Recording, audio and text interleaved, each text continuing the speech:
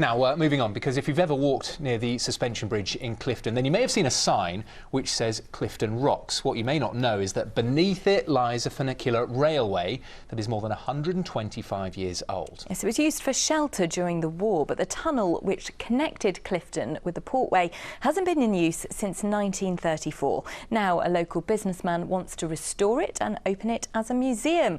Well, Ellie Barker is there for us this evening. Ellie, this is an important part of Bristol's history, isn't it?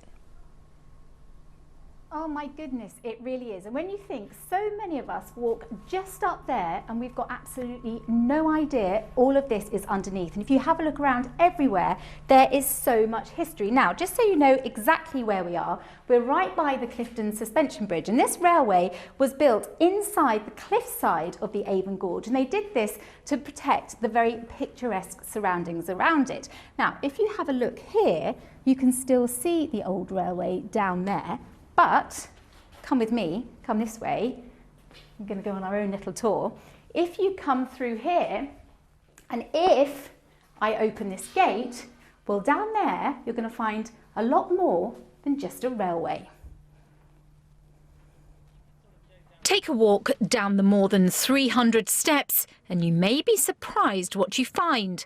Not just an old railway, it's hidden by bunkers built on top of it, which were used as shelters during the Second World War. And local businessman Ian Johnson has just become the new owner of this secret world. Exciting, daunting, challenging, and yeah, no, I can't wait to get started, to be honest. When the Clifton Rocks Railway was built, it was hoped it would bring trade back to Clifton after the spar industry collapsed.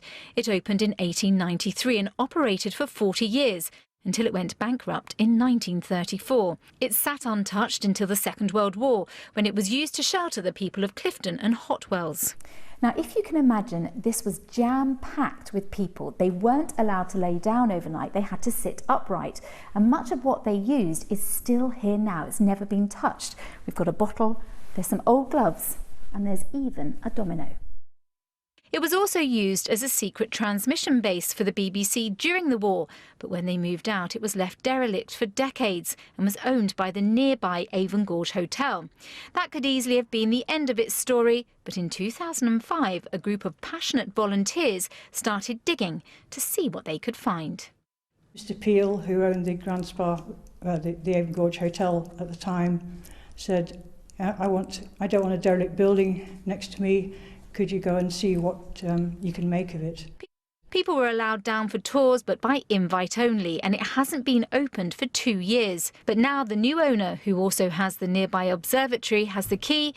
The plan is to open it all year round. I was born in Clifton. I lived in Bristol all my life, and I've known the people who've done a lot of the work here in the trust and showing people around, and I just thought, you know, it's literally such a fun project to bring this place back to life. So. For Maggie, the news is especially good. She was diagnosed with cancer and given 3 months to live. So when the nurse gave me the diagnosis, she says, what are you going to do with the rest of your life? And I said, I've got to write a book about Clifton Rocks Railway. That was 3 years ago, and she says her work here has helped keep her alive.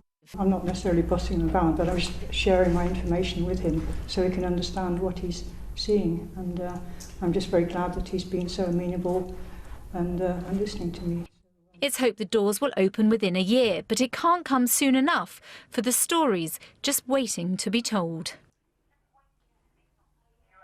Now, as I said there, it really is very much a private invite-only tour, but luckily enough, you are still invited, so I'm going to carry on a little bit further down with yours. Come this way. Now, everything you see here, look, you can see this old railing. Now, we believe this is the railing that they used to use to come down to the bunkers.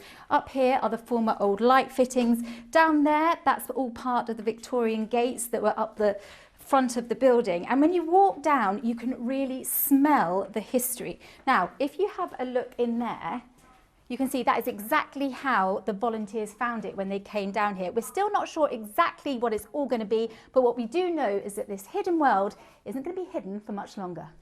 Absolutely fascinating stuff. Ellie Barker, thank you.